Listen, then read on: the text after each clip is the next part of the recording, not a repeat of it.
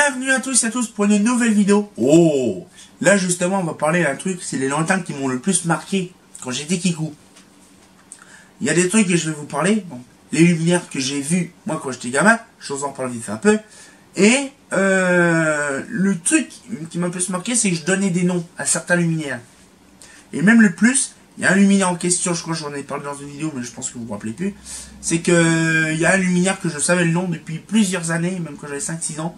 Et je ne savais pas en fait que c'était le vrai nom en fait. Dans les jours, du coup on va déjà parler certaines lanternes qu'il y a sur Epernay. Donc déjà par exemple, la VM. Alors la VM, c'est pareil, c'est une lumière que j'apprécie beaucoup parce qu'il y en avait pas mal, donc beaucoup sur Epernay, et puis il y en avait dans l'avenue Foch. C'est sûr qu'on peut s'en apercevoir quand même. Justement le truc c'est que... je peux vous dire, ça va faire des jours déjà que je tousse. Bon, voilà, justement, comme je disais, les VM. Les VM, justement, c'est pareil. Quand j'étais gamin, je voyais toujours des VM. Il y a les grosses tailles. Ah, j'étais... Oh. Les tailles normales, quand j'étais à rouge, bon, ça, c'était la VM2 traditionnelle, quoi. Et la VM1. La VM1, par contre, je connaissais pas trop le nom. En fait, pour moi, VM2, quand j'ai vu mes premiers inventaires de lanternes, premiers inventaires de points lumineux d'Épernay, j'ai vu que c'était marqué Eurofine VM2. Bon... VM2 HP400, VM2 BF125 et VM2 pour les 3 tailles. Dans J, il y a un truc qui est chelou, mais bon, je pensais pas du tout. Après, c'est pareil, la Haro. Moi, quand j'étais gamin, la Haro me faisait penser, vous savez, à un espèce de ventre de pigeon, comme on voit là. Il y a un petit ventre de pigeon. C'était vraiment rigolo. Donc, du coup, là, j'ai dit, pourquoi pas appeler ça le pigeon. Le jour que j'ai vu une Haro fermée, il y en avait une à la maison des Assos. Il y avait une Haro fermée, et j'ai dit, oh, elle a des lunettes. Et donc, du coup, j'ai dit, c'est un pigeon qui a des lunettes. Vous voyez, c'est un peu le truc, voilà. En revenant sur la VN, donc, du coup, j'ai su qu'après, il y avait 3 tailles sur la VN. Et donc, du coup, là, ça m'a fait plaisir, donc, d'avoir 3 tailles, parce que vraiment, c'était VMA, VM2, VM2 partout. C'était un peu compliqué. Nous allons parler de l'Estoril. L'Estoril, c'est quand même un truc de malade. Quand même, il faut penser que, à l'époque, 93, quand ça a sorti, ils ont fait une rue. Et puis, ouh, la Titi. Non, j'avais, je sais pas quel âge, j'avais 5 ans à peu près, j'appelais ça Titi. Quelques années après, comme vous le savez, les lanternes Mazda Estoril sont installées dans la rue de l'hôpital, la rue des Pavements, et j'ai su après directement le nom de la lanterne. Mais avant, j'appelais ça Titi. Voilà. Et donc, du coup, après, j'ai aussi une autre lanterne. Celle-là, elle m'a plus marqué, c'est le fameuse cloche. Franchement, les cloches en cuivre, moi je voyais, ça faisait penser comme une salière, vous savez, une poivrière, vous savez, qu'on se trouve comme ça, ou une cloche, vraiment une cloche. Et j'en ai toujours aimé de voir ça. Bon, ils ont été largement désinstallés il y a plus de 15 ans en arrière. C'est dommage, j'aurais bien voulu en avoir encore quelques-unes des cloches actuellement installées. Il ne reste plus qu'une, comme on a vu dans la dernière vidéo. Voilà, c'est un peu compliqué. Mais après, il y a un modèle en particulier que je vous ai dit au début de la vidéo. Il y a une lanterne. Quand j'étais chez ma tante, je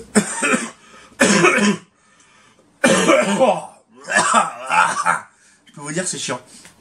J'arriverai pas à faire les vidéos, je vous le dis. J'ai essayé de me forcer de faire les vidéos parce qu'on est déjà en retard depuis un moment.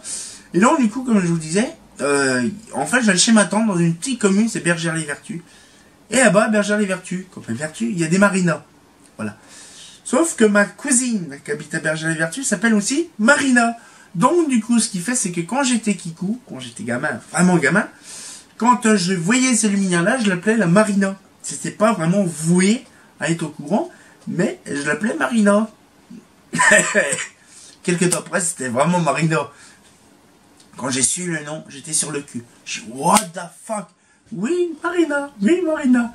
Oh, je vous garantis, c'est un truc de malade. Quand j'ai vu ça, c'est impressionnant. Vous voyez, c'est un petit peu le truc, un petit peu le sujet de la vidéo, quoi. Et après, il y a d'autres lanternes qui m'ont marqué, comme quelques LT qui étaient sur Epernay, ou la Haro 2 avec SHP tubulaire. Oui, il y en avait à Epernay, c'est étonnant. Et franchement, quand je revois le truc, là, je suis en train de... Là, je vous vois, je fais comme ça. Paf, je fais comme ça et je leur vois actuellement la Haro 2 qui était au coin d'angle de la rue avec la SHP, ou qu'il y a la banque en face, maintenant qu'elle n'existe plus. Et là, on se dit quand même, c'est vraiment intéressant, les lanternes qui m'ont le plus marqué. Bon, après, les lanternes qui m'ont aussi marqué, c'est aussi les Luxipark, aussi. Les Luxipark qui m'ont beaucoup marqué, parce que je me rappelle quand j'étais Kikou, il y avait un mec qui est rentré dans le mât, en se garant, quoi, je crois. Et le mec qui a foncé dans le bordel, le chapeau de la Luxipark tombait par terre. Et je me rappelle, c'était immense. Hein. C'est là que je disais, en fait, les lanternes sont vraiment immenses quand t'es gamin. Après, il y en a plein d'autres, hein, je peux vous dire. Il y en a aussi, par exemple. Bon, après, les VM, c'est le plus. Parce qu'en fait, les VM, il y en a vraiment beaucoup. Hein, ça, c'est sûr. Beaucoup d'holophanes. Et les VM, il y en a d'ici. C'est là que j'ai vu qu'il y avait des VM, comme celle de l'avenue Foch, qui étaient fermées. C'est pareil, ça m'a scotché. J'ai dit, bon, ils ont des lunettes. J'appelais ça des lunettes à l'époque. Hein. Et ben voilà, donc du coup, ce qui fait, c'est que même des lanternes les plus traditionnelles, ça m'a marqué mon enfance, en fait. Et il y en a plein d'autres, hein, je peux vous dire. Hein. Après, j'ai pas tout en tête. Les juniors m'ont pas trop marqué non plus. Hein. Ça m'a pas marqué ma vie, les juniors. Les solaires. Les solaires, plus, parce que les solaires, il y en avait dans la rue de chez mes parents. En 1925, comme je vous ai dit dans une vidéo. Et c'est pareil, c'est un des premiers luminaires que j'ai vu dans ma vie. Parce que là, bon, ça me faisait bizarre, ça faisait une espèce de forme de pic. Hein, vous savez, le pic, pas un pic à glace, hein, le pic, la forme de pic. Et voilà, donc ce qui fait, c'est que vraiment, ça me faisait plaisir de voir ça. Et bon, après, voilà, j'ai pas envie de vous en refaire tout non plus. Genre, je veux cette lumière-là, machin. Mais, franchement, c'était impressionnant de voir la maturité que j'avais à l'époque. Et de dire que voilà, telle luminaire et telle marque et telle lampe m'a marqué le plus. Par exemple, un autre truc, la lampe qui est derrière, là, ça, c'est pareil. Là, c'est pas une lanterne, mais bon, je vais vous dire quand même un peu. C'est pareil, la lampe Obsta. Moi, je croyais qu'à l'époque, quand ça a commencé, on va dire ça a été conçu dans les années 70-80, quand j'ai vu les premières, genre les premières c'était à Reims, sur la cheminée de la centrale. Mais justement, quand j'ai vu au loin que c'était une barre comme une lampe SHP tubulaire, rouge, j'ai dit c'est une lampe au sodium rouge. Donc je me faisais pas si gaffe. Puis quelques années après, j'en ai une. Donc voilà. Donc en fait, ce qui fait, c'est que il y a des trucs qui m'ont marqué le plus. Et quand j'allais à Reims à chaque fois, quand j'allais le soir à Reims ou le journée, la première chose que je faisais quand je rentre à Reims, les autres stars. La première chose. Après, il y a les RX, les trucs qui étaient imposants que j'ai connus qu'à Reims, parce qu'il n'y en a qu'à Reims. Il y a aussi les Aztèques, ça je vous en ai parlé dans une vidéo, qui m'ont marqué l'autoroute de l'A4. Il y a aussi à Reims les DZ15 qui me faisaient penser à des pots de yaourt. Ouais, des pots de yaourt. Et les RX, pour info, j'appelais ça des moules à cake. Voilà. Donc voilà, c'est un petit peu le truc un peu compliqué. Donc c'est vrai qu'on a une énergie débordante, une imagination débordante, et on a aussi des noms débordants. C'est vraiment dingue. Et non, du coup, là, ce qui fait, c'est que je me suis grandi, moi, pour ma part, là-dedans. C'est-à-dire que depuis tout gamin, j'ai essayé d'inventer des noms, j'ai essayé de récupérer des informations, déjà tout gamin. Hein, quand je disais, je voudrais avoir une ampoule. C'est pareil, ça, vous m'entendrez plus jamais dire ampoule. Hein, à part quand je vais expliquer l'enveloppe en verre. Ah ben, quand je disais, papa, je comprends pas pourquoi que l'ampoule, elle s'allume violette. Mon père, je me rappelle, il me disait, je lutte pour pas tousser, je grandis, c'est chiant. Et en fait, mon père, il fait comme ça. De toute façon, tu peux pas savoir ce que c'est une ampoule au mercure. Une ampoule au mercure.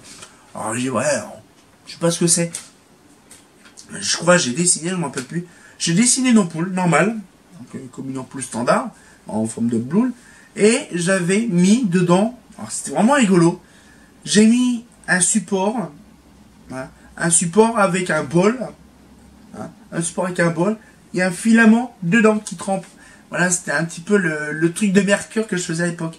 Et le problème, c'est que moi je disais, en fait, dès que la lampe elle bouge, le bol bouge aussi. Donc pour qu'il reste comme ça. Voilà, c'était vraiment vous voyez, le truc débordant, vous voyez. Hein. Et voilà, la lampe au mercure. Quand la lampe au sodium est arrivée dans la rue des Pavements, chez mes parents, justement, les stories, ben avant c'était la SHP. Et quand elle était juste à côté de chez moi, donc juste à côté de la maison, vraiment devant la maison, quoi. Ce que j'ai fait, c'est que j'ai regardé ce que j'ai fait, c'est que j'ai regardé la lampe et j'ai vu qu'il y avait dans la lampe tubulaire, il y avait une barrette. Bon, moi j'appelle ça une barrette, hein. Bon, c'est un tube à l'échange. Une barrette de sodium. Et donc j'en ai dessiné une, pareil. Ah, c'est un machin, comme ça, puis c'était fait, quoi. C'était direct. Mais c'est des trucs qui m'ont marqué aussi, les lampes. Parce que les lampes, quand je voyais que ça s'allumait violet, on n'en a pas souvent dans les maisons, ça c'est sûr. Donc du coup, ce qui fait, c'est que je m'intéressais, je m'intriguais un peu à ça. Et puis après, un autre truc qui n'a rien avec les lanternes et les lampes, c'est quand le réseau était éteint, genre un réseau entier, eh ben en fait, ou une armoire complète, on va dire, et puis qu'en fait, qu'on est sur le cul, parce qu'on voit une solaire d'allumée sur 2 ou sur 3, et ou sinon on voit toute la rue dans le noir, et puis en bas de ta rue, t'en as une autre rue, et puis qu'elle est allumée, ça choque un peu quand t'es gamin. Tu dis, waouh, qu'est-ce qui se passe, il y a un truc de dingue. Et donc, du coup, c'est là qu'on m'a dit, oui, mais t'inquiète pas, c'est l'armoire qui a sauté, machin. Ah. Donc, déjà, je savais qu'il y avait des armoires. Bon, maintenant, je sais où qu'elle est, je peux l'allumer ou je peux l'éteindre comme je veux. Voilà. Non, ce qui fait, c'est que voilà, ça fait vraiment plaisir de voir un peu, comment, le truc, en fait, quand on est bercé, quand on est gamin, c'est ça qui est bien, quoi.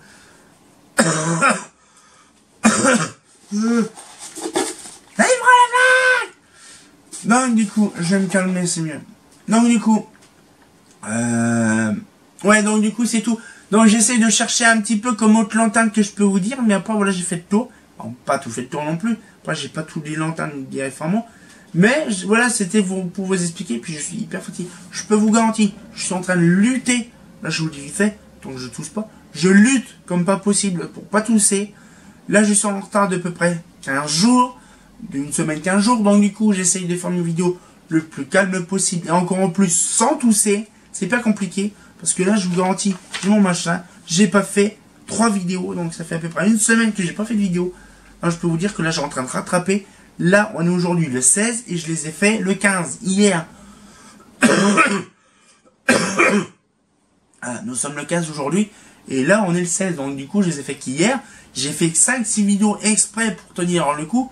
Mais je vous garantis, si vraiment ça tient le coup, et là normalement je prévois des tas de choses intéressantes, je vous le dis, mais je vous spoile pas trop. Non, il y a des trucs intéressants. Donc voilà, donc sur ce sujet, on va se couper là-dessus. On se retient au courant pour une nouvelle vidéo.